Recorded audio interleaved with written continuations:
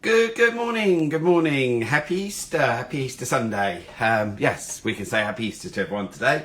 Hope everyone is well and enjoying this fabulous weather, which is really great. So, which is really nice to have good weather on Easter. I think it's been about 3 years since we've had a decent one.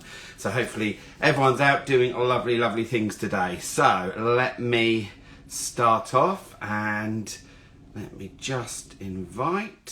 There'll be no problems. Fingers crossed and touch wood. I always do them just in case. Hello to everyone. Nice and busy already. Good morning. Good morning. How are you? How are you? Great. Yeah. Good. Nice to well, it's really weird because it's like with yourself as well. I've never actually met you. We've chatted on the phone and Instagram, so it's nice to see you in the person and soon in the flesh. So introduce yourself, your business, and tell us what you make and sell. So I'm Emma Trusser, but I run by the name of Emma Philippa Maeve, which is my business name. So that's my first name and my middle names. And I'm an applied artist, so I do all the artwork myself originally, which is mixed media, so acrylic, oil, textiles, everything else, and then I digitalize it into a print. So I've got the original artwork, then I've got the print, which again is completely original and it's been manipulated. And then from the print, it goes onto the fabric. And from the fabric, it is made into the accessories. And I will be launching a jacket range for you guys. And I've just finalised my last summer design. So I'm sending that to the printers today. Fantastic. When you say a jacket, it's what you've got on. Is that like a bomber sort of jacket? No, sorry, I'm currently on my cat for the weekend. So this is the jacket here. Nice. So are completely original and one off, as like all my accessories. So not the thing about my artwork is that once it's printed onto the fabric and made into the accessories, each accessory is completely different and unique. So it's all a section of my artwork. So it's art on a bag. It's like a brilliant, cool, Excellent. We understand is with Dapper Suave with fabrics, and I just love it now because we get to the people behind who design the fabrics. Are you okay? They look blurry. Is that all right? I don't know if it's seeing. It might be the signal. It's a little bit. Might be the signal. You look. Okay. So you sort of said there, but you can go over it again. So why did you set up your business, and how did you come about your business name? I think you mentioned it briefly there, but if you want a little bit more about that, that would be amazing. Yeah, so I was studying MA at Bath Spa Fashion and Textiles, and I originally had it as my initials, and I kind of did temp designs and everything else, and they were like, why are you using that word? Like, why? You're the artist, you make the work, use your name. And I was like, okay. So I played around with my full name, and then I was like, no, that's far too long. And then I was like, Emma Trusser, but then Googling Emma Trusser, sorry, I got a cough. There were other Emma Trussers. And then I wanted to keep my middle names in, so it just came about that it was Emma Philippa Maeve, and it kind of just rolls off the tongue because it's the three names, and it's I'm close to my family, so that resonates with me. So it's something that happened there, and I've been doing it for about 3-4 years now. I kind of don't count COVID, so really I'm in my 4th year, but because of COVID, it's kind of my 3rd year. And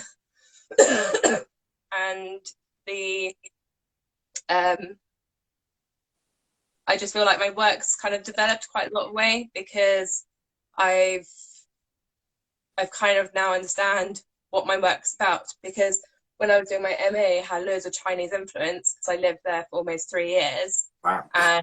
And a lot of it kind of stems back to it, but most of my work is either kind of scenery based, so landscape based, or abstract. And when it's abstract, it's purely on the emotions I feel, the music I'm listening to, and things like that. So it's very, very personal, my work. Cool. And I feel that in some ways it's kind of sending out that message. Excellent, excellent. And I suppose with that as well, when you're selling, it's you're selling, you know, yourself as such and what you like. And if people don't, you know, there'll be people that like what it's art, isn't it? It's a personal thing. So they're either gonna, it's like Marmite, they're gonna love what you do or they won't like it. But that's fine, isn't it? Yeah. Yeah, I've Yeah. always contributed, oh, you know, animals sell really well, and I'm just like, no, I Nah. Yeah. can't do that. And it's finding being true to yourself. You mentioned just there the dreaded, you know, the COVID in the year, and sort of like dismissing it. But also, did that give you a chance to reflect on yourself and, you know, your what you believe in as well? You kind of, did that make you focus a bit more? Yeah, like I think trying to think of my answer. So That most of wasn't in it the prepared question. I threw that one in there. I think most of it was down to actually exploring with paint, because during COVID, I was just living in Bath in a flat and had the space for my floor flat, my bedroom Yeah. floor, something like that. And due to COVID and my furlough, I couldn't actually afford the rent, so I had to move back closer to family. So I actually got a residency job in a school. It was King Edward School in Whitley, and I've held that post for 2 years. It's coming up to the end of my time now. But I was able to use a studio space. So from a bedroom floor, which is, you know, like 60 by 60, Yeah. if I've just got like tarpaulin on the floor, and so I don't get it messy, because obviously it's rented, to a large room space, I now have like exploration. So I found that actually, because I had the space, I grew in space. Sure. And allowed me to have so much more freedom. You know, I was like making paint, everyone was like, oh, I put it on the floor. Oh, it doesn't matter. So Yeah. it was great fun. And I found that because of the space, actually my work grew in size as well. Obviously, it's too big now to try and sell. Yeah. It's fine. The colours and, you know, actually spending the time on a painting instead of knocking it up in a few days type of thing. Like Sure. I spent one painting was just months because I had other ones going on, and Yeah. it was in terms of that. And now I've got like a surplus amount of work that I'm like, oh, actually that could be made into design. And then I kind of revisit that older painting, make it into print and stuff like that. Whereas I think before, without COVID and without having that studio space, I'd almost be kind of going through those same stages. Sure. But now I've got a lot more freedom in my work, because, like, for example, like in here, there's a lot Yeah. of splash works and everything else. And I had to be more precise. I could like do a splash, pretended splash mark, but now I'm just like, go for it. Yeah. Yeah. Excellent. So it made you kind of be a bit more, not so rushed and taking your time, and not so in probably enjoying it a lot more as well. Yeah, definitely. Yeah. So there's, like COVID with everyone had a plus side and a minus side. Definitely. So pros and cons to it all, and it's just how you see it. But I think in terms of the art, I think mine's really grown, and especially everyone always says, oh, you've got so much knowledge on colour, how do you know that colour goes with that colour? I'm like, I just play around with it. Yeah, exactly. Yeah. And it's No. and it's like talking to different people. It's sweet, you know, with pottery and jewelry and all of that, it's putting in the kiln or whatever, isn't it? And seeing how it comes out. And sometimes it might look fantastic. There might be, oh, actually, that just needs a little bit more colour or something with it. So whereabouts are you based now, and where's your sort of workspace? Where do you throw all your paint now? So I'm currently in Whitley, which is kind of near Guildford, and that's where my residency is at, but that's ending in July. So after that, I have no idea, because I need to find a new place to live and a new job. And then hopefully either in Surrey or Bath Bristol way. Yeah. Is kind of where I like to stay located. But this weekend I'm in North Norfolk in Upper Sheringham, where my dad lives, because I'm just visiting him for the weekend. Excellent. And so I always find this probably a hard one, but have you a favourite item to create, and why have you chosen that? I would say my new favourite item is the jacket, because it kind of, I only made one purely on the basis that I don't know how it would kind of be foreseen, because I've always been contemplating with the idea of going into clothes, and never kind of had a consumption of being like, oh, actually, I'm actually going to do it. Yeah. We've had great feedback on it. So I've kind of been like, okay, I'm going to make 6 Excellent. and see how that goes. And then the other one, sorry, it's not COVID. It's funny now, isn't it? Anytime we cough or do anything, straight away, I haven't got COVID, straight away. I had to make sure that I was like testing every day. Well, I test twice a week anyways because of my work, but I have to test every day just because I was visiting my dad. But the weekend bag I've got in front of me, I've got a little collection actually, I brought them up with me. Excellent.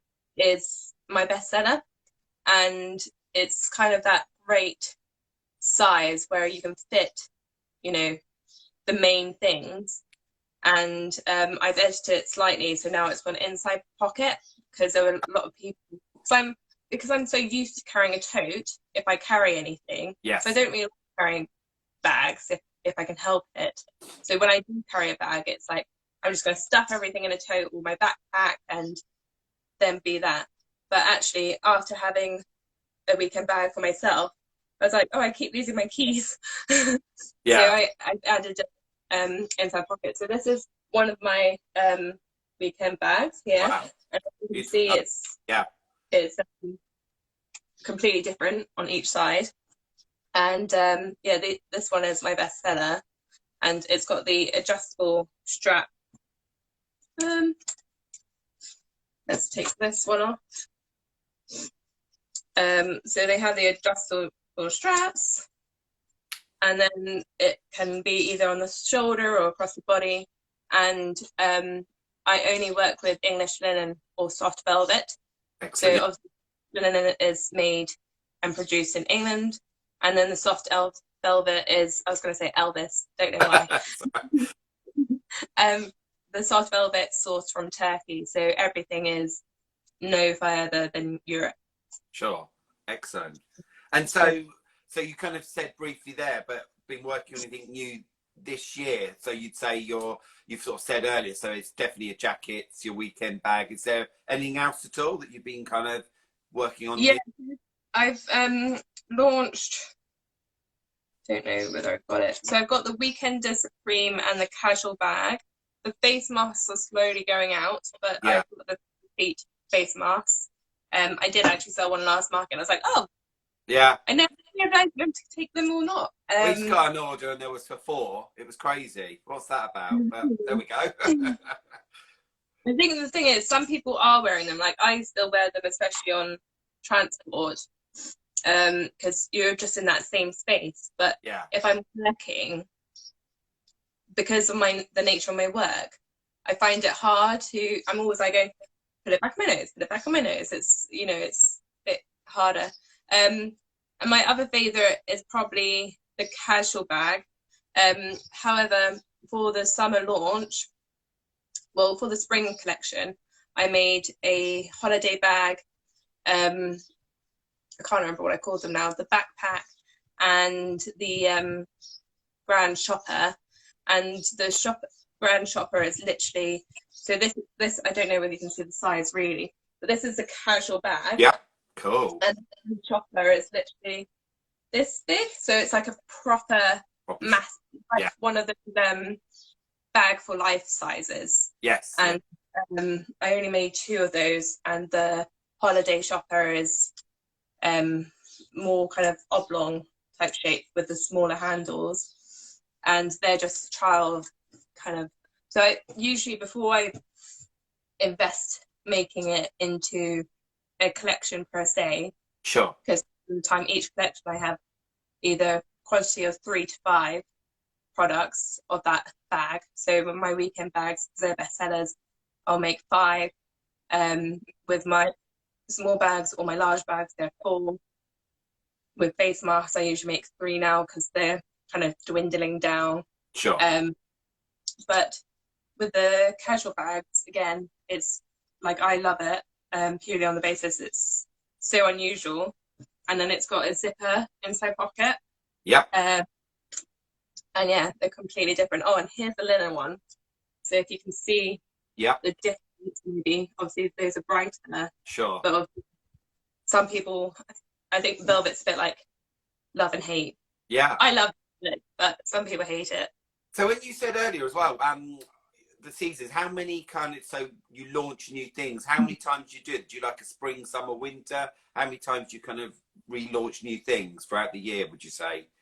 So I usually have 4 collections. 4, yeah. So spring, summer, autumn, winter. Cool. But it's all dependent on the kind of the markets and things like that. And I also have 2 standard runs of a collection, which is a year, and that's my landscape ones because they sell really well in the shops. Sure.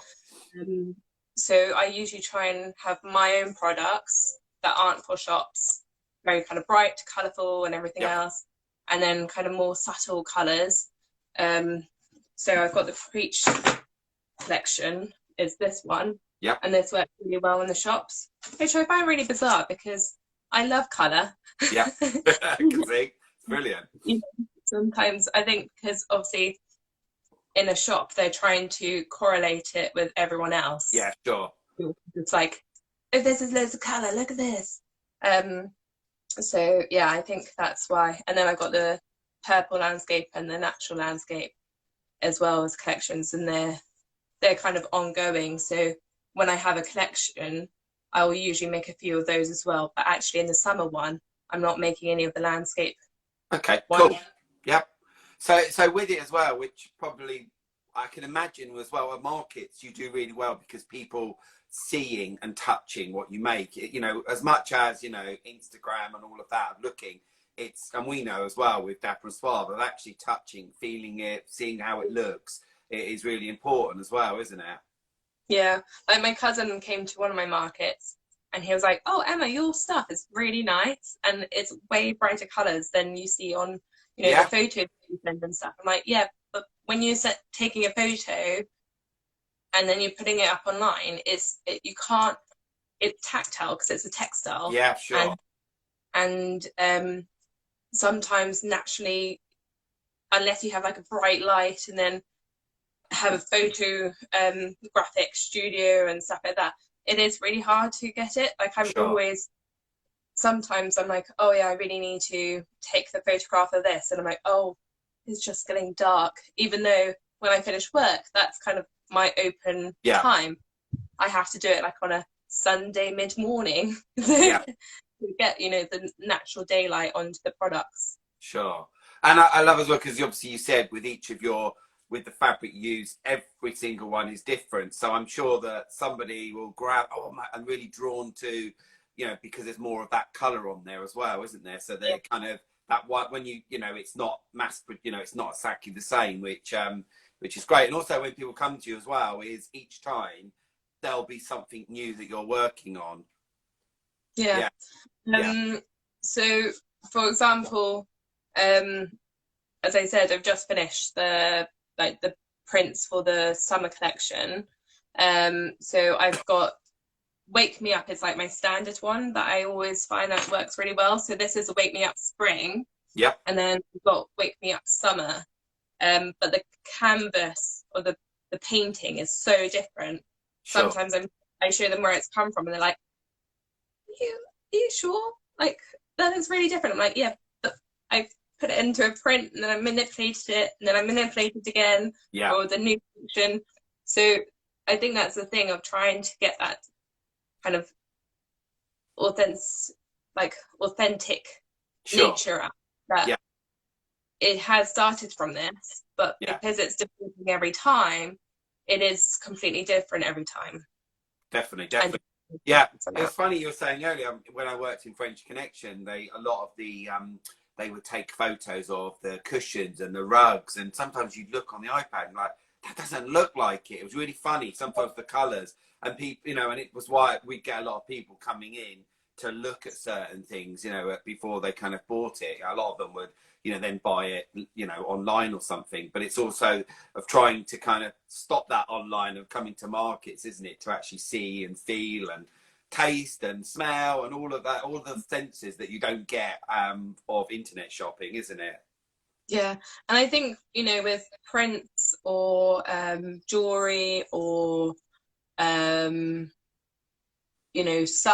like fashionable items, if it's just like a plain color, it's a lot easier to kind of visualize it. But when, for example, with your stuff, because it's got that vintage print, or kind of your fabrics are very versatile, or my fabrics of the colors, density, you do need to see it in the flesh. And I think that's the thing where people are always like, oh, I just buy it online. Because in all honesty, I don't have a lot of online sales, purely because everyone's always like, oh, have you got this product? And then, yeah, I have got it. Come to me in this market, for example. And I find that works a lot better. So markets are really, really good, which is why it was great, because obviously I heard you guys through Yard Market. Yes. Danielle and Laura, and we spoke about that when you kind of rang me today. And they were like, oh yeah, you need to go to that market. I was like, oh yeah, perfect, that's great. It was lovely. We went to see them. It was actually Surrey Pride, which was at Godalming, which we went to, and we popped in to see the girls, and straight away they were like, oh, and they were like, take us around the shop, just throwing business cards out. You need to contact this person, and it's really lovely because there's a few people that are joining us, including yourself. But it's always really nice because obviously with themselves, you come in, it's a shop which is different, but also, then we're trying to bring that shop, but bringing, a department store as such, and then you are there. You're not like you're in the Yard Market. You're there with your products, not you as a person. But yeah, they must pop in and see them again actually soon. They're absolutely lovely. So that we have an ethos about our customer service about being unique, creative, and friendly. Is there a ethos, a saying, or something that you kind of use? So I just try and keep it as sustainable as possible. So all my remnants are made into either lavender bags or sorry, I just got a comment. Oh, it's a long one.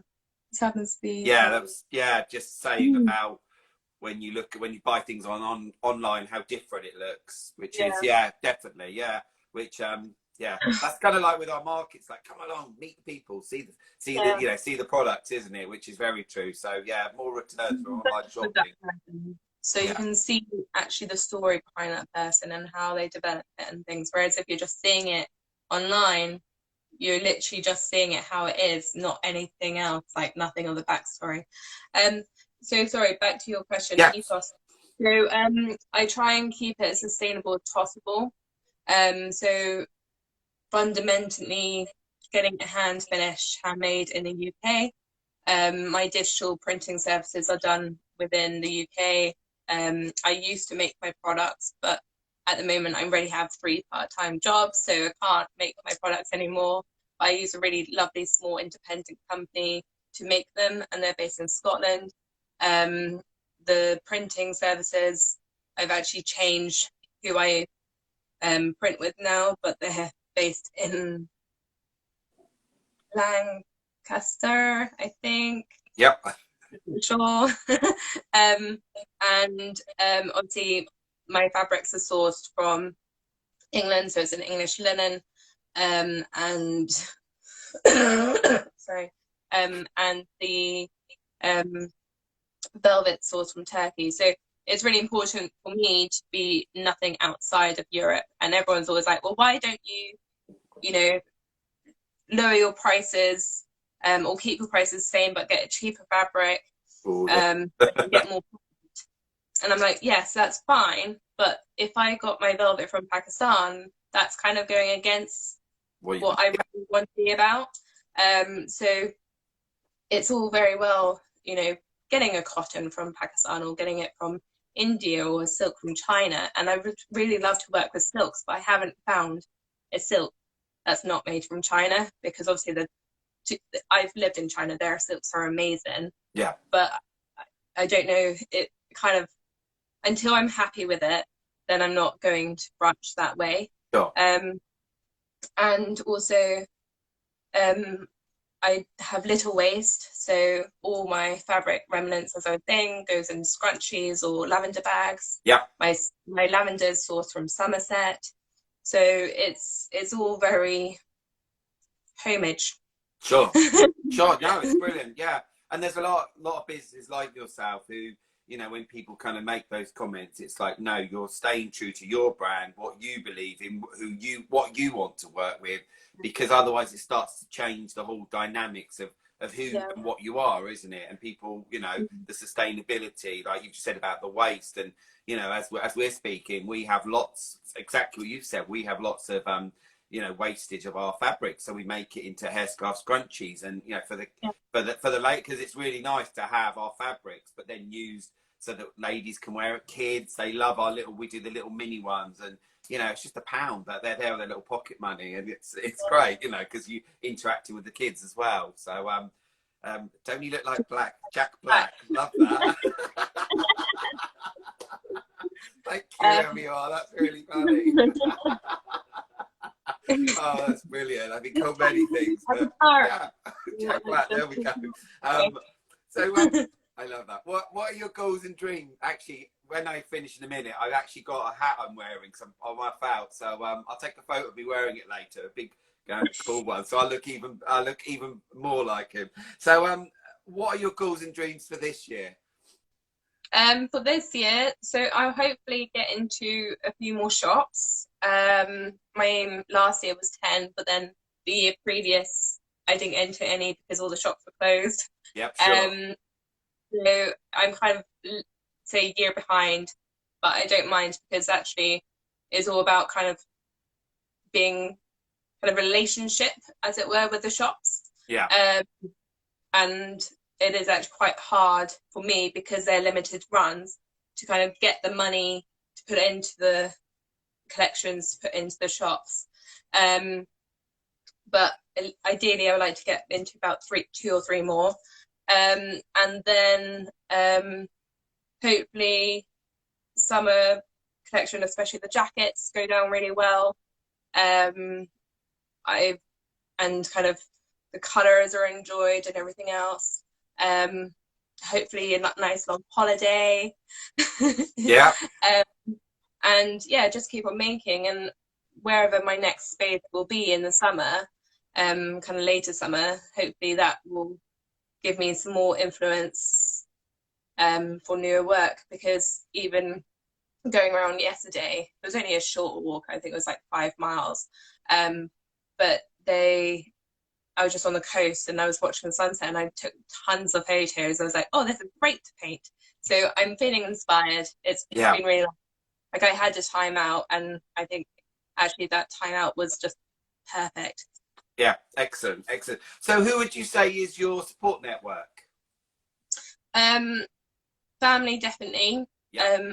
Dad's got a lot of my artwork and stuff. He's got tons of my cushions downstairs in his living room. And my mum, my sister, and that lot. And then a few of my closer friends, because they was like, I don't know how you do it. You're very good. Keep plugging away at it. It's very good.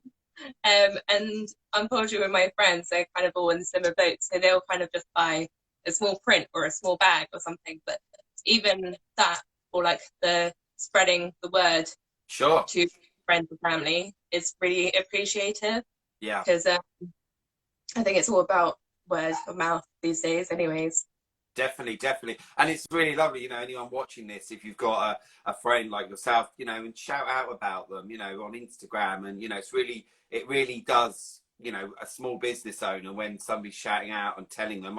Yesterday, because of chatting to Julie from Magics, I actually just reposted on Dapper Suave. It was 4 years ago. Mm-hmm. It was a wedding with wearing the bow ties. And, you know, what was lovely is he sent the imagery back, and it was really nice for us to use that. But it was also just about, you know, that of of just bigging up small businesses and giving a little shout out now and again is really kind of nice, isn't it? Yeah, exactly. Because and we say with, and I know at the moment, which is great, all of your posts, which I love, are saying about, you know, your new product, but then saying where you're going to be. And you know, it helps, doesn't it? Because people, you know, I was at an event, I've told you that last week, somebody was moaning that it wasn't well promoted, and I just went on straight away onto their Instagram, and I thought, well, you're not even promoting to say you're at this event. You know, I didn't say that to them, but it takes two, doesn't it? But you're doing that already by letting people know where you're going to be, which is great. Mm-hmm. Yeah. Yeah, I think that's the thing. Like sometimes, so for example, on when was it? Last Saturday, I had a market, yep. And unfortunately, it was really dead. There was hardly any footfall. Right. And the new market stand holders were like, well, what's happened? Like, was it really badly promoted and stuff like that? I was like, no, it's well promoted, but unfortunately, just sometimes you get good footfall, sometimes you don't. Yeah. And it's more the factor of you being there, and even if they're not buying from you, they might take a business card, and sometimes that may lead to a thing, or it may lead to someone else telling you about someone else, and you know, and the market organizer, she felt really bad, and I was like, I went to you last year and it was so packed. Yeah. It's just unfortunate that this weekend was really quiet, but there was a new market up in a different town, and it was a really busy weekend for loads of other markets. So it was kind of like, when you got all that competition, people will more likely go to the new market than ones that have already kind of been there and been about. Yeah, it's true. And, you know, exactly with that, I mean, I think when I look at Curated, we are still quite new. I think we're definitely very new. But it's also, like you say, about the advertisers, about all those different things. And, you know, as you've probably seen the email, you've seen exactly where it's going. I'm doing a whole big post tomorrow on Facebook groups, because you can do it on a Monday, and I thought, what better way than Easter Monday, it will get there. So I'm promoting the May and our 2-day June event. So if any kind of groups, you're going to see it, you know, and if you see it, any of you guys share it as well, because, you know, that's, you know, that hurt those people as well. But I try and do a lot. There's other things I'm working on as well that, you know, I can turn around and say, like you said, the footfall, but sometimes it could be the weather's absolutely lovely and everyone, you know, goes off to the coast. And also I've got a list together already that I'm working on. So I'm looking at when we have our events, if there's other events going on, that I'll be working with them saying, oh, come to our event and come to theirs, you know, trying to work together. Even the open studios that are going on, the art ones, a lot of my people couldn't do the June event because they're doing that. So we'll get posters with them, and, you know, we'll try to combine it together so that, you know, how great is it, a customer can actually go to our event and then actually, I'll go off to somewhere else that's nearby, and then they'll shout out about us, we'll shout about them, and, you know, happy, you know, and we all kind of win as such, don't we? And it's just building those relationships, which sometimes I just shout out about a market or something, and people come back and go, wow, that's really great, because they haven't prompted me to do that. I've done it, and then later when we've got our events, then it's like, you know, then I know that they'll promote it for us. So it's about a bit of give and take, isn't it, as such? So what events are you doing with Curated by Dapper Suave? So I've got your May the 15th. Yep. Yeah. I'm like, I know it's May. I'm trying to think of the date. It, yeah, right, yeah. And then the October one. October, fantastic.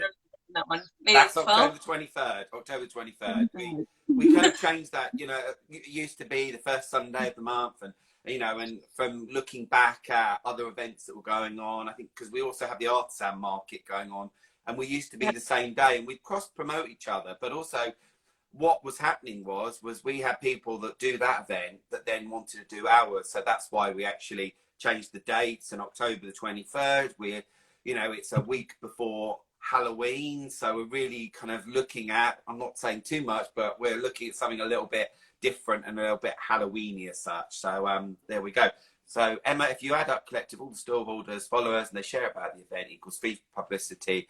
And well, there we go. So yeah, it is. It's all about doing your bit, and it's really quite you know, I'm at the moment, you know, looking at people doing May, and I've given you everyone all of the information. And you know, I kind of sometimes I will go and have a look on people's websites, and oh, are they saying that there are events and things? And you know, and it takes give and take, where I think people have got a little bit websites and they haven't updated them, and then they've still got events from 2020, but then they're doing events this year. So anyone watching this, go over and change your dates, and you know, put, you know, if you need any imagery from us about future dates, you know, put them there, because you know, people then will find you at those events. There we go. Little rant over, but yeah, it is, isn't it? It's all about us doing our bit. So what, last question is, why did you choose to work with us? Well, just talking to Laura and Danielle, really, and also coming across your stuff at Yard Market, like, you know, a few years ago. And then what was it? Just seeing, I think, other markets, other makers who have gone to your market, and you know, how they showcase it and stuff like that. And then obviously I approached you guys, and after speaking with you, it's just kind of nice to kind of hear that you're not just, okay, you pay that money for the day and here's your table. It's like all the background stuff that you do as well, and it's, you know, you generally want to know who I am or who the other makers are. It's like, as you said on the phone, you don't want someone to come to your market who, you know, bought loads of stuff and then said, oh yeah, this is my stuff, here you go. Because when I first started out after my BA, I tried doing that. I went to like loads of markets and village halls and stuff like that, and everyone would be like, well, why is this print £30? Why is it not £10 like that person over there? I'm like, but that person just bought print from the high street. Like, if you want to buy something from the high street, go to the high street, and then they get loads of profit. But actually, it's that kind of nature that you are buying from an artist. An artist or a maker or a designer has made it themselves, and you're going to these markets because you appreciate that nature, you appreciate the individuality and the concept and all the work they put into it. And because you guys are those people anyway, you completely understand that. And I think that was really enlightening, and also kind of, I can't think of the word, you know, good. It's not what I'm trying to think of, but it's because you understand it, and you understand the amount of work that people put in. You know that, but also you kind of you want to know that individual. You want to know all the makers. So, you know, you spent your time doing the 10 by 10 live type of thing. Any other market's done that, and it's really lovely to see. Because I'm like, I know that person. I've watched that person, I've met that person before, and then it's like, oh, that'd be me, and then I can be like, have a little, put my store, and then I've got a potter through them. I'm like, hey. It's great, and it's great because you kind of get to know, and you know, each time I'm doing the 10 at 10s, I get to learn a bit about, you know, even with yourself now, I've learned a bit more about you. I've learned a bit about what goes into your brand, and I think that's so important. And obviously, you know as well that, you know, I kind of go through a little bit of an interview process, and you know, it's quite bizarre sometimes that people, you know, if they're not right, then, you know, I almost have to sort of say you're not right, because I don't want to be that market that people come to where, you know, they're not even interested in it. And you know, and also when it is your livelihood, it's your business, it's money that then pays the bills and things like that. And I think our customers understand what we're about, and also that kind of that shopping experience they get of having something like you just said, and actually saying, well, yeah, this is £30, and believing in it and why it costs that, isn't it? It's so, I think we all get that now, and I think even the customers do, of, you know, what goes into it. It's not mass produced. It's you know, there's only a few that you've made, and it's handmade, and etc. So I'm just gonna, so that's for my mother-in-law. If she sees this, every time I see a magpie on its own, I salute it. It's crazy, Yeah. but I do it. Sorry. Yeah, He's I just do it sat as well. there. Don't My say I friend was always like, salute it. There we why, go. why do you do it? And I'm like, well, there's a superstition. I have to do it. If I don't do it, I'm going to get bad luck. But my mother-in-law thought that we were like, absolutely, me and Rob, we always saluting. She thought, you two are mad. And I remember one time there was this guy he was jogging, he was running, he saw a magpie and he stopped to salute it. I thought, there we go, we're not the only mad people around. It's funny the superstitions and things that you do, isn't it? That in life that you just think, oh, okay, fine. It's what what we are, isn't it? He's gone now. Yeah, that was it. Excellent. So we will see you May the 15th. Like I say, we'll put this on to LinkedIn, Facebook. It'll then go on to our Instagram. I'll get you as a collaborator. That's what I do as well, so that you can then share it onto your post as well. And you can always archive it afterwards if you don't want to see my face all the time. And also it goes on to LinkedIn. Did I say that? And our YouTube channel. A lot of people watch this later or might sit down with a cuppa and watch it on YouTube. So excellent. So we will see you. Have you got any plans for today? Anything at all? I think we're going to the beach this evening. Excellent. And we might go to a castle, and then I'll probably go as well. But as I said, yesterday I only did 5 miles, so I'm hoping to do at least 10 today. Lovely. We're off to Frill, the garden show. So we're going to upload this and go down there. It's lovely, actually, because there are some people that exhibit with us. And also, I've got a whole wodge of my coasters. I've got some bits. And I'm always I love that, anyway. When you put coasters in the letterbox, I was like, yes! Yes. And this, do you know what, Pearl? I just say it wrong. Yeah, and it's great. Like I say, those coasters. I'll be giving you some as well, like 1,000. And I think last time when we did our first event, we gave them out to everyone, and then they were pretty much gone. So it was then, giving them. So so I'll be today looking, for new businesses to join. Like I say, we have got a few little gaps, food and drink and things like that, and actually some garden things that will be great for our June event. So I've got my eye on a few people already. So we're going to make it. Fell thing. Yeah, fell. I always say it wrong. That's I'm 50 years old, and there's still words I can't say, but that's part of me. Right, so we're going to upload this and go away. He's back again. He's just walking past now. He's haunting me. He's just like walking down the road, like, hello. Really great to talk to you. Have a lovely, lovely weekend, and I'll see you in just over a month's time.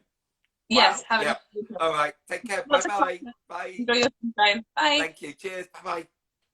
Oh, let's do that again. And now there we go.